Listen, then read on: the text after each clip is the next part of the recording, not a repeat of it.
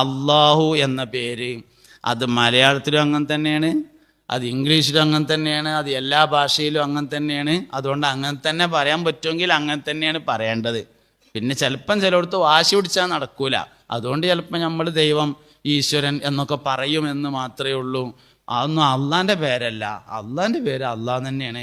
മനസ്സിലാകാൻ വേണ്ടി അങ്ങനെയൊക്കെ പറയുമ്പോൾ മനസ്സിലാവുക എന്നതിൽ മാത്രം അത് ഒതുങ്ങും, അതിൻ്റെ അപ്പുറത്തേക്ക് പോവില്ല എന്ന് മാത്രം. അപ്പോൾ ലോകത്ത് 4 വാദങ്ങളാണ് അള്ളാഹുമായി ബന്ധപ്പെട്ടുള്ളത്. ഒന്ന്, അള്ളാഹു ഉണ്ട്, അവൻ ഏകനാകുന്നു, എല്ലാറ്റിനും കഴിവുള്ളവനാകുന്നു എന്ന വാദത്തെയാണ് ഇലാഹിയത്ത് എന്ന് പറയുന്നത്.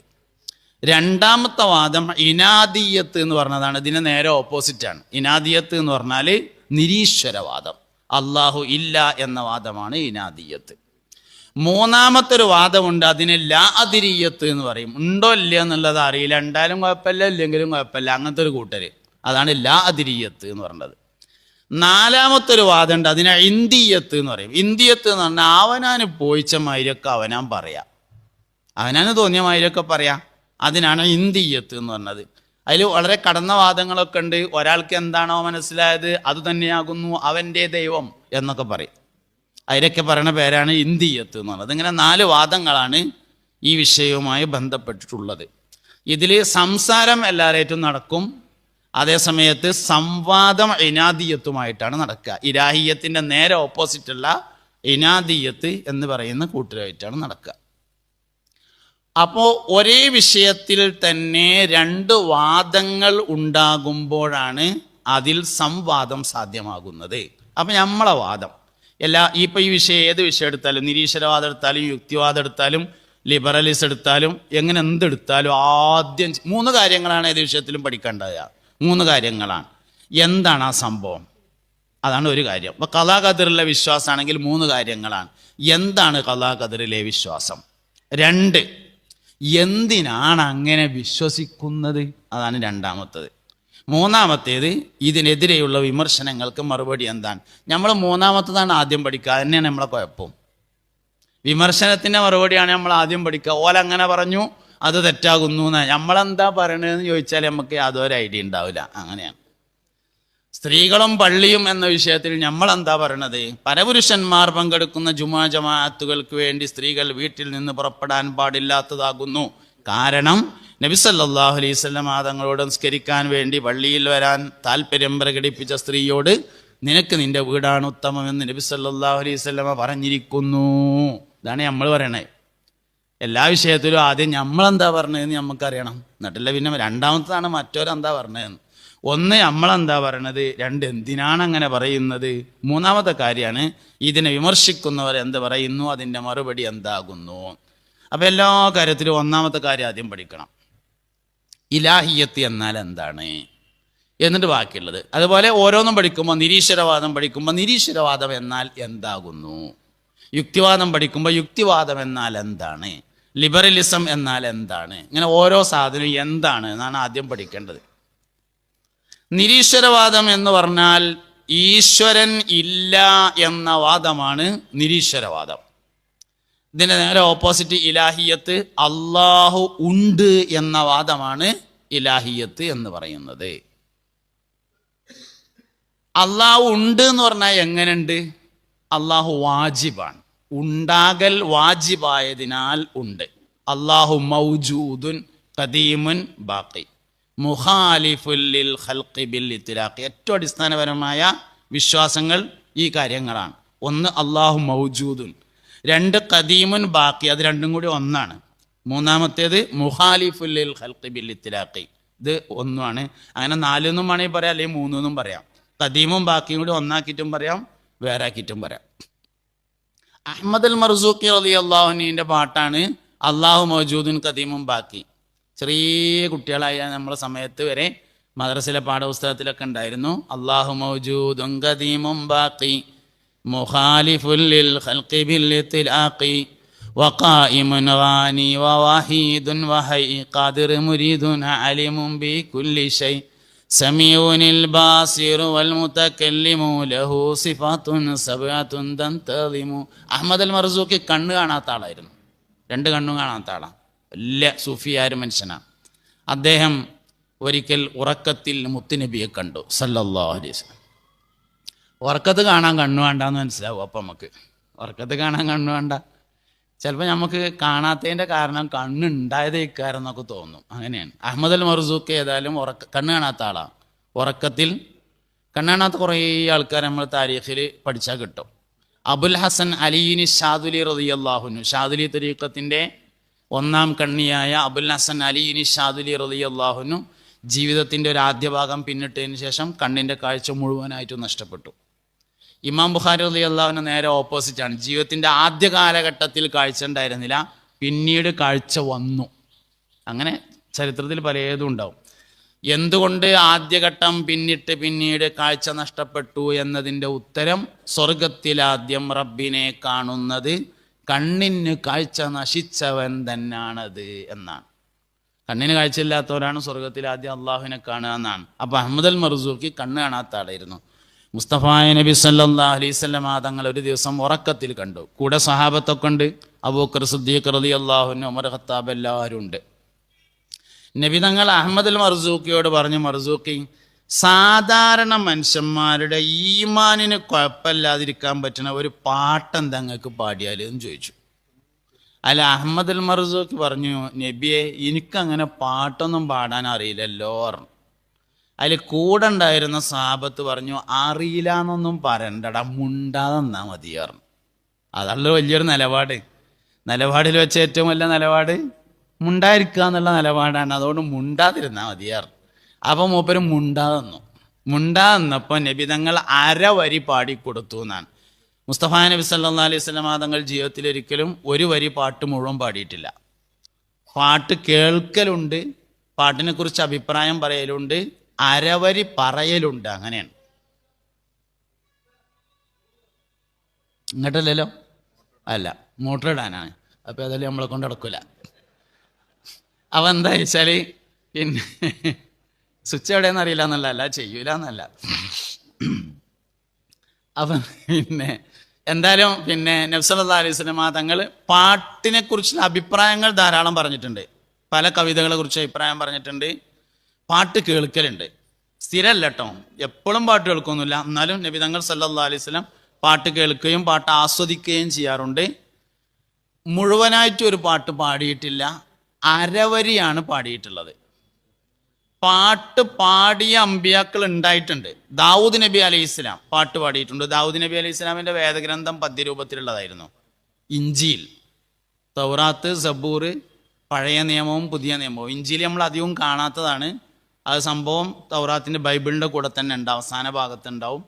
അത് നമ്മൾ അധികം കേൾക്കാത്തതിൻ്റെ ഒരു കാരണം എന്താ വെച്ചാൽ ഇഞ്ചീലിൽ നിയമങ്ങളും താരീഖുകളും ഇല്ല എന്നുള്ളതാണ്. ഇഞ്ചീലിലൊരു നിയമമില്ല, ഇഞ്ചീലിൽ താരീഖുകളുമില്ല. ഇഞ്ചീലിൽ സ്തോത്രങ്ങളാണ്, അള്ളാഹുവിനെ സ്തുതിക്കുന്ന ചില പദ്യങ്ങളാണ്. അത് ശരിക്കും നമ്മൾ പിന്നെ ക്രിസ്ത്യാനികളും ജൂതന്മാരും ഒക്കെ ചെല്ലുന്നത് കേൾക്കലുണ്ട്. പക്ഷെ അത് നമുക്ക് ഇഞ്ചീലാന്ന് മനസ്സിലായിട്ടില്ല എന്നേ ഉള്ളൂ. തിരുത്തൽ അതിലും ഉണ്ടായിട്ടുണ്ട്. അതാണ് ഇഞ്ചീൽ പറഞ്ഞത്. അപ്പോൾ ഇഞ്ചീൽ പദ്യരൂപത്തിലുള്ളതാണ്. ദാവൂദ് നബി അലൈഹി ഇസ്ലാം അത് പാടാറുണ്ടായിരുന്നു. നബി സല്ലല്ലാഹു അലൈഹി വസല്ലം തങ്ങൾ പാടിയിട്ടില്ല, അരവരി. അപ്പം ഇങ്ങനെ അരവരി പാടിക്കൊടുത്തു. അൽഹംദു അബ്ദഉ ബിസ്മില്ലാഹി വറഹ്മാനി, അതാണ് അരവരി. അപ്പം അഹമ്മദ് അൽ മർസൂഖി അത് ഏറ്റു ചൊല്ലി. അബ്ദഉ ബിസ്മില്ലാഹി, അതിനാണ് ഈ ഏറ്റു ചൊല്ലുക എന്നുള്ള സാധനം വരുന്നത്. അഹമ്മദ് ഒരാളൊരു കാര്യം പറഞ്ഞു കൊടുത്താൽ അത് അതേമാതിരി പറയാം. താലീമിലെ ഏറ്റവും പ്രധാനപ്പെട്ട ഭാഗമാണത്. നിസ്കാരത്തിൻ്റെ ഫർളുകൾ 14 1 എന്ന് പറയുമ്പോൾ നിൽക്കാൻ കഴിയുന്നവൻ നിൽക്കുക എന്നങ്ങനെ പറയാൻ പാടില്ല. പിന്നെ 1 കൂട്ടി പറയണം. 1 നിൽക്കാൻ കഴിയുന്നവൻ നിൽക്കുക. കുട്ടികളെ അങ്ങനെ തന്നെ പഠിപ്പിക്കണം. താലീമിലെ ഏറ്റവും പ്രധാനപ്പെട്ട ഒരു ഭാഗമാണ് ഏറ്റു പറയൽ. അപ്പോൾ അഹമ്മദ് അൽ മർസൂഖി റളിയല്ലാഹു അൻഹു അത് ഏറ്റു ചൊല്ലി. അബ്ദഉ ബിസ്മില്ലാഹി വറഹ്മാനി, ആ അരവരി ഏറ്റു ചൊല്ലിയപ്പോൾ മൂപ്പർക്ക് സ്വന്തമായിട്ടൊരു കവിത വരികയാണ് അതിൻ്റെ ബാക്കി. വബിർറഹീമി ദായിമിൽ ഇഹ്സാനി അൽഹംദുലില്ലാഹിൽ ഖദീമിൽ അവ്വലി അൽ ആഖിരിൽ ബാഖി ബിലാ തഹവ്വുലി സുമ്മസ്സലാത്തു വസ്സലാമു സർമദ അലൻ നബി ഖൈരി മൻ ഖദ് വഹദ وآله وصحبه ومن تبع سبيل دين الحق غير مبتدئ وبعد فاعلم بوجوب المعرفة من واجب لله 20 صفة فالله موجود قديم باقي مخالف للخلق بالاطلاق وقائم غاني وواحد وهي قادر مريدنا عالم بكل شيء سميع الباصر والمتكلم له صفات سبعة تنتظم 26 വരികളാണ് അദ്ദേഹം അപ്പോൾ പാടിയത്. അപ്പം അതിങ്ങനെ കേട്ടു സഹാബത്തൊക്കെ ഇങ്ങനെ ആമീൻ ആമീൻ ആമീൻ എന്ന് പറഞ്ഞു എന്നാണ്. അങ്ങനെ ആ സ്വപ്നം കഴിഞ്ഞു. കുറേ ദിവസങ്ങൾക്ക് ശേഷം വീണ്ടും അഹമ്മദ് അൽ മർസൂഖി നബി തങ്ങളെ കണ്ടു സല്ലല്ലാഹു അലൈഹി വസല്ലം. അപ്പോൾ മഹാനവറുകളോട് പറഞ്ഞു, മർസൂഖി നിങ്ങൾ ആ പഴയ പാട്ട് ഒന്നുകൂടിയും പാടിക്കുകയാണ് പറഞ്ഞു. അങ്ങനെ അഹമ്മദ് അൽ മർസൂഖി രണ്ടാമതും പാടിക്കൊടുത്തപ്പോൾ എല്ലാവരും ഇങ്ങനെ ആമീൻ പറഞ്ഞു. പിറ്റേ ദിവസം നേരം പുലർന്നപ്പോൾ അദ്ദേഹം ഇങ്ങനെ ഈ പാട്ട് എല്ലാവർക്കും പാടിക്കൊടുത്ത് ഇങ്ങനെ നടക്കൽ തുടങ്ങി. അപ്പോൾ അദ്ദേഹത്തോട് ഓരോ സംശയങ്ങൾ ഇങ്ങനെ ആളുകൾ ചോദിച്ചു. ആ സംശയങ്ങളുടെ മറുപടിയാണ് ബാക്കിയുള്ള പാട്ടുകൾ. കിഫായത്തുൽ ഈമാൻ, അതിനെക്കുറിച്ചാണ് ഞാൻ പറഞ്ഞുകൊണ്ടിരിക്കുന്നത്. സബഅത്ത് കുത്തുബ് എന്ന് പറഞ്ഞാൽ കുട്ടികളൊക്കെ ദർസക്ക് ഓതാൻ പോയാൽ ആദ്യം തുടങ്ങണ അഷറത്ത് കുത്തുബ് 10 കിതാബ് കഴിഞ്ഞാൽ പിന്നെ ഉസ്താദ്മാർ ചൊല്ലിക്കൊടുക്കണ കിതാബാണ് സബഅത്ത് കുത്തുബ്. അതിലുള്ളൊരു കിതാബാണ് കിഫായത്തുൽ അവാം, കിഫായത്തുൽ ഈമാൻ തുടങ്ങിയ പേരുകൾ, ഒരുപാട് പേരുള്ള കിതാബാണത്. അത് നമ്മളെ വല്യമ്മാൻ്റെ 14 വക ഏടിലും ഉണ്ട്. ടെൻഷൻ ഉണ്ടാവില്ല എന്നാണ് ആ പാട്ട് പാടിയാൽ, മനസ്സിന് ഇടങ്ങേറൊന്നും ഉണ്ടാവില്ല എന്നുള്ളതാണ്. അതിൽ കുറേ സ്വാലിഹീങ്ങളായ മനുഷ്യന്മാരുടെ പേര് പറയുന്നുണ്ട്. ഖുർആനിൽ പറഞ്ഞ 25 അമ്പിയാക്കൾ, ഉമ്മാത്തുൽ മുഅ്മിനീൻ മുസ്തഫാ നബി തങ്ങൾ വഫാത്താവുമ്പോൾ ജീവിച്ചിരിപ്പുള്ള 9 ഭാര്യമാർ, ആയിഷത്തും വാ ഹഫ്സത്തും വാ സൗദ സഫിയത്തും മൈമുനത്തും വാ റംല ഹിന്ദും വ സൈനബും കദാ ജുവൈരിയ ലിൽ മുഅ്മിനീന ഉമ്മഹാത്തുൻ മർദിയ. സംഗതി അത് അറബിയിലാണെങ്കിലും മലയാളം പോലത്തെ അറബിയാണ്. ഉംറക്കോയർക്കും ഒരു അർത്ഥം വെക്കാൻ കഴിയും എന്നുള്ളതാണ് അതിൻ്റെ പ്രത്യേകത. സംഗതി അറബിയിലാണ് ആ പാട്ട്, എല്ലാവർക്കും അർത്ഥം വെക്കാൻ കിട്ടുന്ന അറബിയാണ് എന്നുള്ളതാണ്. വലിയ ഈ മുസന്നിഫുമാരുടെ ബറക്കത്താണ് ശരിക്കത്. തസ്നീഫിൻ്റെ ഒരു ബറക്കത്ത് എന്ന് പറഞ്ഞാൽ ഒരാളൊരു ഗ്രന്ഥം ഉണ്ടാക്കിയാൽ ഇത് വായിച്ചാൽ തിരിയുക എന്നുള്ളത് വളരെ പ്രധാനപ്പെട്ട ഒരു കാര്യമാണല്ലോ. അപ്പോൾ തസ്നീഫിൽ വളരെ ബറക്കത്തുണ്ടായി അദ്ദേഹത്തിന്. അങ്ങനെ ഇങ്ങനെ ചൊല്ലി. അപ്പോൾ ഇതിലേറ്റവും പ്രധാനപ്പെട്ട ആദ്യ ഭാഗമാണ് അള്ളാഹു മൗജൂദുൻ ഖദീമുൻ ബാക്കി മുഖാലിഫുല്ലിൽ ഖൽഖി ബിൽ ഇത്ലാഖി. ബാക്കിയുള്ളത് അതിൻ്റെ വിശദീകരണമാണ്. അള്ളാഹു സുബ്ഹാനഹു വ തആലക്ക് വാജിബായ 20 സിഫത്ത്, മുസ്തഹിലായ 20 സിഫത്ത്, ജായിസായ 1 സിഫത്ത്. വാജിബായ സിഫത്ത് എങ്ങനെ 20 ആയത്? ഹദീസ് പറഞ്ഞതാ? ഖുർആനിൽ എവിടെ അള്ളാഹു തആലക്ക് വാജിബായ സിഫത്ത് 20 പറഞ്ഞിട്ടൊന്നുമില്ലല്ലോ. ഹദീസിലും അള്ളാഹു സുബ്ഹാനഹു വ തആലക്ക് വാജിബായ സിഫത്ത് 20 പറഞ്ഞിട്ടില്ല. മുസ്തഹീൽ 20 പറഞ്ഞിട്ടില്ല. ജായിസ് 1 പറഞ്ഞിട്ടില്ല. പിന്നെ എങ്ങനെ 20 ആയത്? അത് 20 ആയതിൻ്റെ കാരണം അള്ളാഹുവിനെ കുറിച്ച് ഒരു മനുഷ്യന് ഉണ്ടായേക്കാവുന്ന പരമാവധി സംശയങ്ങളുടെ ഉത്തരമാണ് അള്ളാഹുവിൻ്റെ വാജിബായ 20 സിഫത്ത്. അതിൻ്റെ അപ്പുറത്തേക്ക് ഇനിയൊരു സംശയം പോകില്ല എന്നുള്ളതാണ്. അതുകൊണ്ട് 20 ആയതാണ് വാജിബ്, അതുകൊണ്ട് 20 ആയതാണ് മുസ്തഹീൽ, അതുകൊണ്ട് 1 ആയതാണ് ജായിസ്. അങ്ങനെയാണ് അള്ളാഹുവിനെ കുറിച്ച് ഒരു മനുഷ്യൻ ഉണ്ടായേക്കാവുന്ന അതിലേറ്റവും അടിസ്ഥാനപരമായ കാര്യങ്ങൾ 4. ഒന്ന്, അള്ളാഹു മൗജൂദാണ്. അപ്പം നമ്മൾ അള്ളാഹുവിൽ വിശ്വസിക്കുന്നു എന്ന് പറഞ്ഞാൽ അള്ളാഹു മൗജൂദാണെന്ന് വിശ്വസിക്കുന്നു, അള്ളാഹു ഉള്ളവനാണ് എന്ന് വിശ്വസിക്കുന്നു. എങ്ങനെ ഉള്ളവൻ? ഉണ്ടാകൽ അനിവാര്യമായവൻ. അതിനാണ് വാജിബ് എന്ന് പറയാം. ഉണ്ടാവുക എന്നതിന് 3 അവസ്ഥകളാണ്. അല്ലാഹു അക്ബർ, അല്ലാഹു അക്ബർ.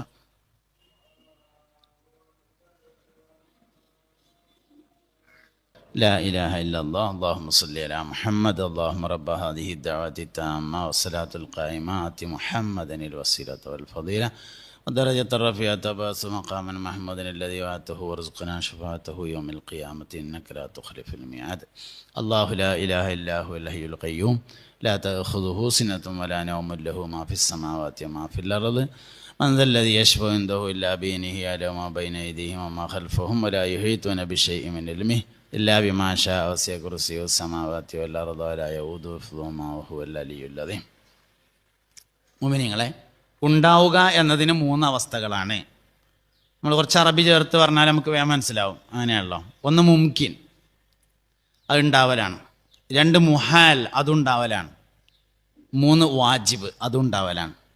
മുംകിൻ എന്ന് പറഞ്ഞാൽ ഉണ്ടാവാനും ഇല്ലാതിരിക്കാനും സാധ്യതയുണ്ടാകുന്ന ഉണ്ടാവലാണ്. അതാണ് മുംകിൻ. ഉണ്ടാവാനും ഇല്ലാതിരിക്കാനും സാധ്യതയുണ്ട്. രണ്ടാമത്തേത് മുഹാലാൻ, ഉണ്ടാവാൻ പാടില്ലാത്തതിനാണ് മുഹാൽ എന്ന് പറയുക. മൂന്നാമത്തേത് വാജിബാണ്, ഉണ്ടാകൽ അനിവാര്യമായതിനാണ് വാജിബ് എന്ന് പറയാം. 3 ഉദാഹരണം പറയാം. ഉണ്ടാവാനും ഇല്ലാതിരിക്കാനും സാധ്യതയുള്ളത്, എനിക്ക് മറ്റൊരു മൊബൈൽ കൂടി ഉണ്ടാവാൻ സാധ്യത ഉണ്ട്, എന്നാലോ സാധ്യത ഇല്ലായ്മയുണ്ട്. ഉണ്ടാവാനും ഇല്ലാതിരിക്കാൻ, അടുത്ത മാസം 25-ാം തീയതി ഭാര്യ പ്രസവിക്കാനും പ്രസവിക്കാതിരിക്കാനും സാധ്യതയുണ്ട്. നാളെ മഴ പെയ്യാനും പെയ്യാതിരിക്കാനും സാധ്യതയുണ്ട്. മുംകിൻ, അതാണ് ഒരു ഉണ്ടാവൽ. രണ്ടാമത് മുഹാലാണ്, ഉണ്ടാവാൻ പാടില്ലാത്തതാണ്. ഉണ്ടാവാൻ പാടില്ലാത്തതെന്ന് പറഞ്ഞാൽ രാവും പകലും ഒന്നാവാൻ പാടില്ല, നടക്കൂല, ഒരു നിലക്കുണ്ടാവില്ല. അതാണ് മുഹാൽ, ഉണ്ടാവാൻ പാടില്ലാത്തത്. മൂന്നാമത്തേത് വാജിബാണ്, ഉണ്ടാവൽ അനിവാര്യമായത്.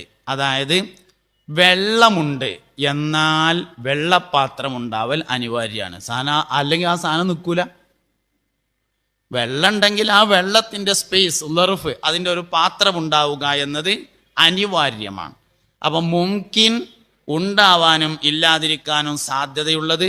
മുഹാൽ, അസംഭവ്യം, ഉണ്ടാവാൻ പാടില്ലാത്തത്. മുംകിൻ, സംഭവ്യം, സംഭവിക്കാവുന്നത്. മുഹാൽ, അസംഭവ്യം, സംഭവിക്കാൻ പാടില്ലാത്തത്. വാജിബ്, അനിവാര്യം, അതുണ്ടോ ഇതുണ്ട്, അതില്ലേ ഇതില്ല, അതിനാണ് വാജിബ് എന്ന് പറയുന്നത്.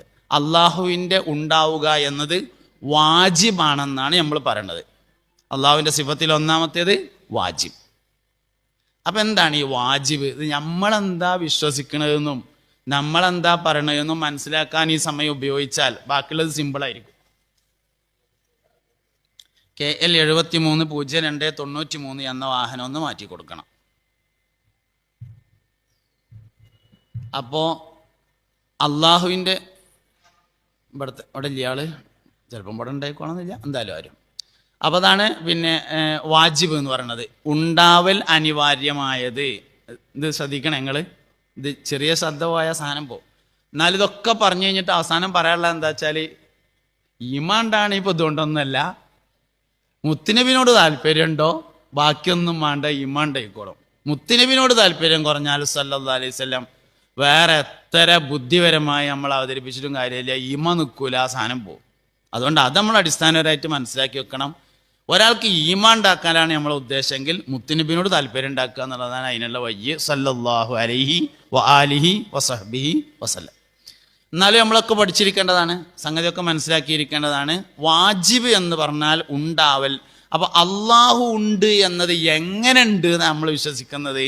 വാജിബായി ഉണ്ട് എന്നതാണ് നമ്മൾ വിശ്വസിക്കുന്നത്. അള്ളാഹു മൗജൂദാണ്. എങ്ങനെ? വാജിബായ നിലയിൽ മൗജൂദാകുന്നു. അള്ളാഹു ഉണ്ടാവൽ അനിവാര്യമാണ്. എന്താ തെളിവ്? ഉജൂദു ഹാദിഹിൽ മഖ്ലൂഖാത്ത്, പ്രപഞ്ചത്തിലെ ഈ സൃഷ്ടികൾ ഉണ്ട്, അതിനാൽ അള്ളാഹു ഉണ്ട്. അതിൽ 3 കാര്യങ്ങളാണ്. 2 കാര്യം എന്തായാലും പഠിച്ചിരിക്കണം. ഒന്നാമത്തെ കാര്യം, തുടക്കമുള്ളതിന് തുടക്കക്കാരനുണ്ടാകൽ അനിവാര്യമായതിനാൽ, വാജിബായതിനാൽ അള്ളാഹു ഉണ്ട്. അതാണ് ഒരു കാര്യം. തുടക്കമുള്ളതിന് തുടക്കക്കാരനുണ്ടായിരിക്കണം, അതാണ് ഒന്നാമത്തെ കാര്യം. നല്ലൊരു ഉദാഹരണം പറയാം. എനിക്കൊരു 100 രൂപ വേണം. അപ്പം ഞാൻ എ എന്ന് പേരായ ഒരാളോട് ഒരു 100 റുപ്യ തരുമെന്ന് ചോദിച്ചു. അയാൾ പറഞ്ഞു തരണമെന്നൊക്കെ ഉണ്ട്, പക്ഷെ എൻ്റെ അടുത്ത് ഇല്ല, ഞാൻ ആരോടെങ്കിലും ഒന്ന് ചോദിച്ചു നോക്കട്ടെ എന്ന് പറഞ്ഞിട്ട് ബി എന്ന ആളോട് ചോദിച്ചൊരു 100 റുപ്യ തരുമോ? ബി പറഞ്ഞു തരണമെന്നൊക്കെ ഉണ്ട്, എൻ്റെ അടുത്ത് ഇല്ല, ഞാൻ ആരോടെങ്കിലും ഒന്ന് ചോദിച്ചു നോക്കട്ടെ. സിനോട് ചോദിച്ചു, സി ഡിനോട് ചോദിച്ചു. അങ്ങനെ കുറേ അങ്ങോട്ട് പോയപ്പോൾ എനിക്കൊരു 100 റുപ്യ കിട്ടിയെന്ന് വിചാരിക്കുക. അപ്പോൾ മനസ്സിലായി ഏതോ ഒരാൾ ചോദിക്കാതെ എടുത്തു കൊടുത്തു എന്ന് മനസ്സിലായി. അല്ലേ കിട്ടൂല? ഏതെങ്കിലും കിട്ടിയിട്ടുണ്ട്, 100 റുപ്യ കയ്യിലെത്തി കീശയിൽ ഇരിക്കുന്നുണ്ടെങ്കിൽ മനസ്സിലായി ആരോ ഒരാൾ അതിൻ്റെ അപ്പുറത്തൊരാളോട് ചോദിക്കാതെ ഒരു 100 റുപ്യ എടുത്തു കൊടുത്തിട്ടുണ്ട്. അപ്പോൾ തുടക്കമുള്ളതിന് തുടക്കക്കാരനുണ്ടാവൽ വാജിബാണ്. അതിൻ്റെ ഒരു രണ്ടാമത്തെ അനുഭവമുണ്ട്, അതിൻ്റെ ഒരു അനുബന്ധമുണ്ട്. ആ തുടക്കക്കാരനെ മറ്റൊരാൾ തുടങ്ങാൻ പാടില്ലാത്തതാണ്. അതാണ് മൗജൂദുൻ ഖദീം. തുടക്കക്കാരനെ മറ്റൊരാൾ 100 റുപ്യ ഒരാൾ എടുത്തു കൊടുത്തില്ലേ, അയാൾക്ക് ഇനി ഒരാൾ എടുത്തു കൊടുക്കാൻ പാടില്ല. എന്തുകൊണ്ട്? അയാൾക്ക് വേറൊരാൾ എടുത്തു കൊടുക്കണമെങ്കിൽ കിട്ടൂലല്ലോ, പിന്നെ അയാൾക്ക് വേറെ ആൾ കൊടുക്കണ്ടേ, അതിന് അയാൾക്ക് വേറെ ആൾ കൊടുക്കണ്ടേ. അങ്ങനെ അവസാനം നോക്കുമ്പോൾ എനിക്ക് 100 റുപ്യ കിട്ടൂലല്ലോ.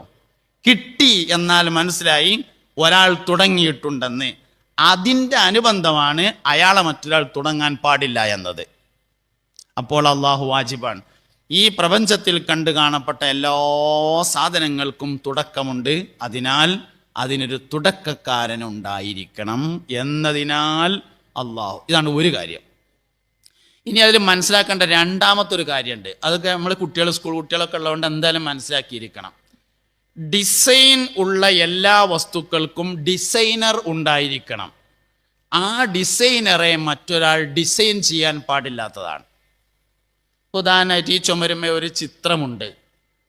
ചിത്രമുള്ളത് കൊണ്ട് ചിത്രക്കാരൻ ഉണ്ടായിരിക്കണം. ആ ചിത്രക്കാരനെ മറ്റൊരു ചിത്രകാരൻ ഉണ്ടാവാൻ പാടില്ല. കാരണം ചിത്രകാരൻ വരക്കപ്പെടുന്ന വസ്തുവല്ല. നല്ലോണം മനസ്സിലാക്കണേ. വലിയൊരു 4 ഡോറുള്ള ഫ്രിഡ്ജ് സാംസങ്ങിൻ്റെ ഇങ്ങനെ ഇരിക്കുകയാണ്. അതിൻ്റെ മേലെ ഒരു ജാമിൻ്റെ പാത്രം ഇങ്ങനെ ഇരിക്കുന്നുണ്ട്. ജാമിൻ്റെ പാത്രം സ്വമേധയാ മറിഞ്ഞ് ബ്രെഡിൻ്റെ പാക്കറ്റിൽ നിന്ന് ഒരു ബ്രെഡുമ്മേ ലവ് ചിഹ്നത്തിൻ്റെ മാതിരി അങ്ങോട്ടായി ഉണ്ടാവില്ല. എങ്ങനെങ്കിലും ആണെങ്കിൽ ചിലപ്പോൾ ആവും. ലവ് ചിഹ്നത്തിൻ്റെ മാതിരി ഡിസൈൻ ആയിട്ടുണ്ടോ, ഡിസൈനർ ഉണ്ടാവും. അല്ലാതെ ഡിസൈൻ ഉണ്ടാവില്ല. എന്തെങ്കിലുമൊക്കെ ഉണ്ടാകുകയാണെങ്കിൽ ആയിട്ടുണ്ടാവും. അങ്ങനെയല്ലല്ലോ ഇപ്പോൾ ആകണത്. മനുഷ്യന്മാരെ കണ്ണ് എത്ര കാലം കഴിഞ്ഞിട്ടും തന്നെയാണ്. കയ്യിൻ്റെ അടിക്ക് ഒരു കാരണവശാലും ആകണില്ല. ജാമിൻ്റെ പാത്രം മറിഞ്ഞതാണെങ്കിൽ ഒരാൾക്ക് ചന്തിമ്മേ, അങ്ങനെ ഒരാൾക്ക് കയ്യിൻ്റെ അടിയിൽ, ഇങ്ങനെയൊക്കെയുള്ള ഉണ്ടാവുക. എല്ലാവർക്കും തന്നെയാണ്. ഡിസൈനിങ് ഉണ്ട്.